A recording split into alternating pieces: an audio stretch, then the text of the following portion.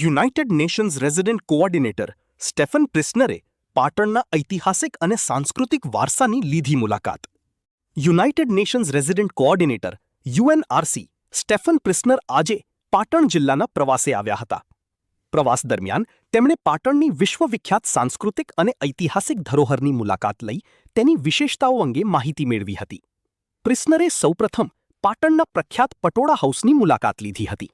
અહીં તેમણે પટોળા સાડીની પરંપરાગત બનાવટ પ્રક્રિયા તથા કારીગરોની અનોખી કલા અને ઝીણવટપૂર્ણ હસ્તકલાકૃતિનું નિરીક્ષણ કર્યું હતું. પટોળા કલાની વૈશ્વિક ઓળખ અને કારીગરોની કુશળતાને તેમણે બિરદાવી હતી.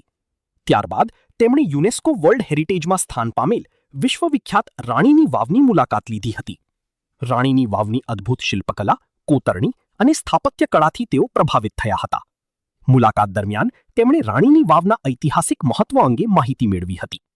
આ ઉપરાંત તેમણે રાણીની વાવ ખાતે યોજાતા લાઇટ એન્ડ સાઉન્ડ શોને પણ નિહાળ્યો હતો.